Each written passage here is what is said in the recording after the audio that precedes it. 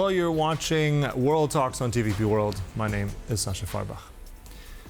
On Wednesday, NATO forces shot down Russian drones over Polish airspace in an incident that triggered NATO's Article 4, which allows members to consult when threatened, highlighting the delicate line before Article 5, the alliance's collective defense clause. Now, to help us understand more about the incursion, we're joined now by Gerlinde Niehus, former Deputy Director, Defense and Security Cooperation at NATO. Good to have you with us. Thanks for joining us this morning. Good morning. It's a pleasure. Gerlinde, so into context, just briefly, I mean, much of the world knows what's happened already on Wednesday, but nevertheless, these incursions into Poland, the first time assets were shot down over NATO skies using combined NATO forces.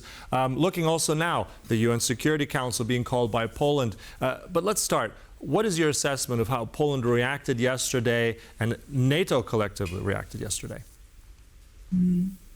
Yeah, let me perhaps start with some positive observations. I mean, after 9/11, and today is 9/11, this was the most serious incursion into NATO territory.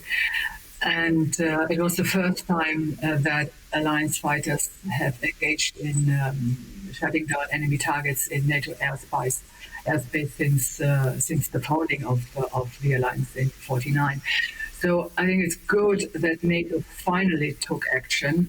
So in particular, I mean, with Poland in the lead with F-16s, the Netherlands using F-35s. There was an Italian AVAX involved and the German Patriot system.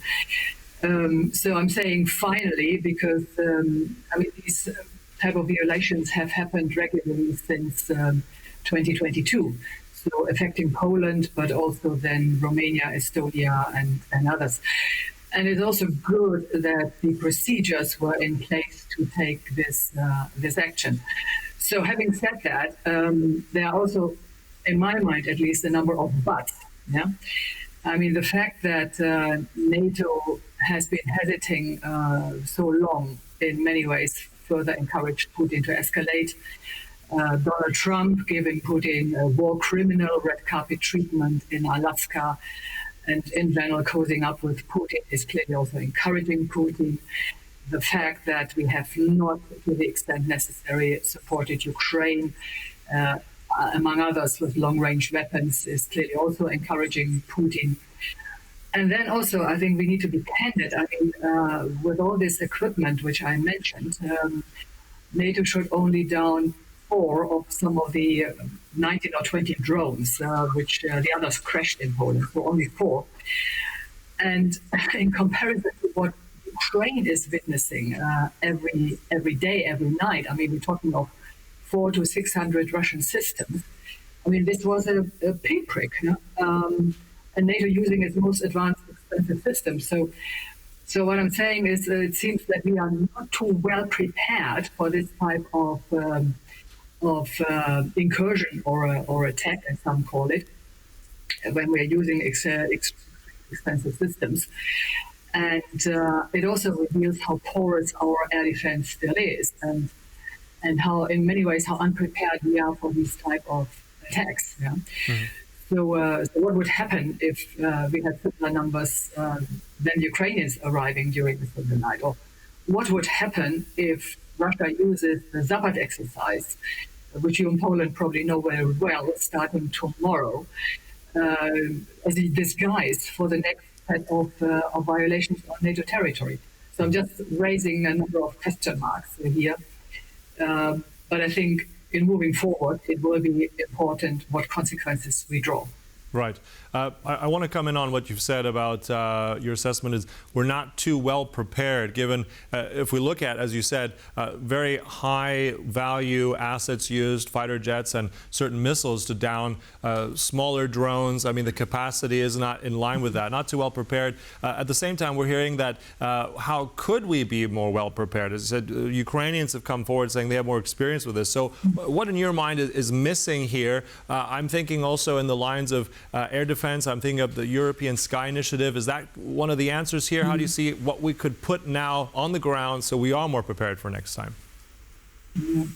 Yeah, I think it needs to be a combination of measures. I mean, that the NAC met yesterday under Article 5 to consult.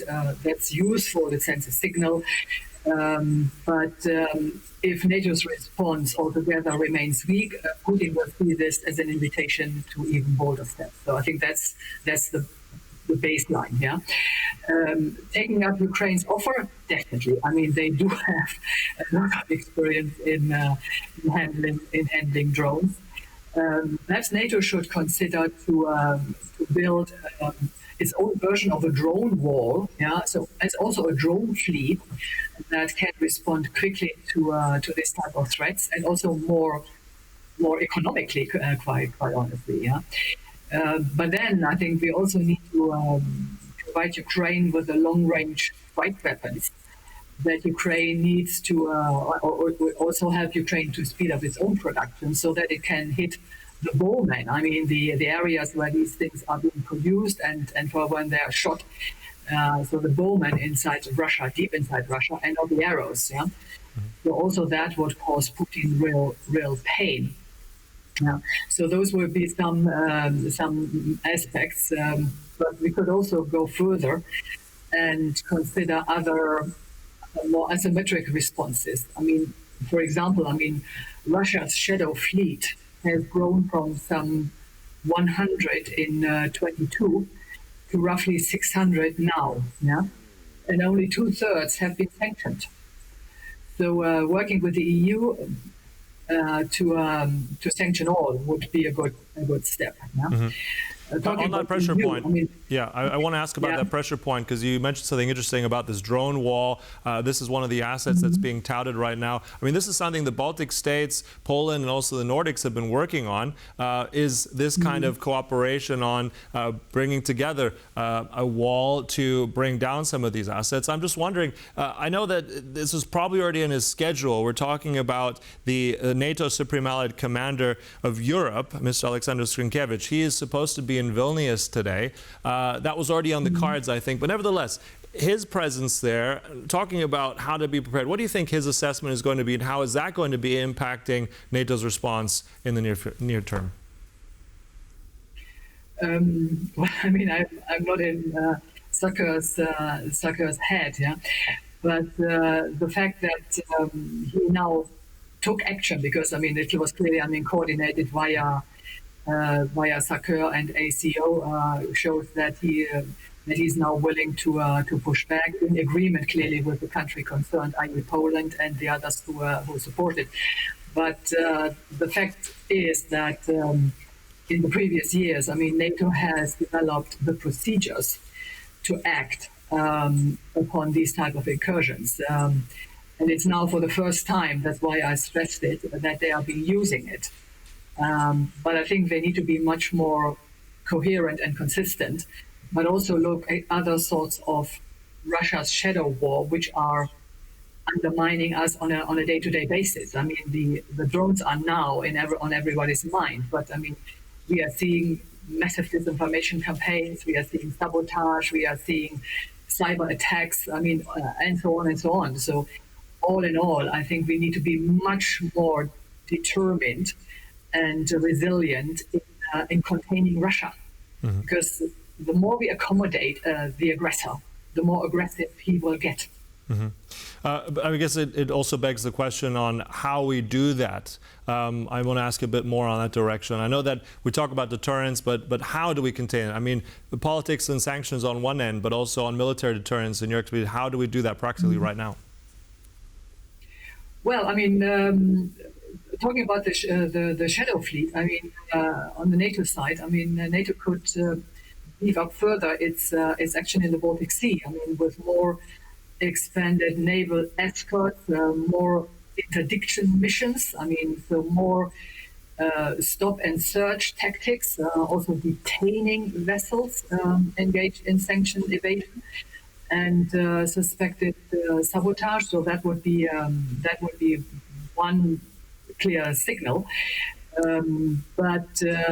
But clearly also building this European sky shield, which you referred to, would be a useful component. Okay.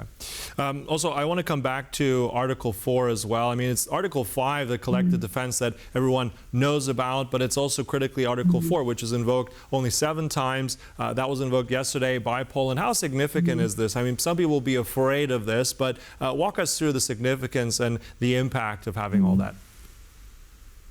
Well, the sheer fact, as you mentioned, that Article 4 has only been invoked 7 times during NATO's 76 years of history is already fairly meaningful. I mean, so on previous occasions, I mean, it was the beginning of the all-Russia invasion in 22. It was the Crimea annexation of Crimea invasion, and often it was Turkey invoking Article 4 in the context of the Iraq War. So I think it is significant.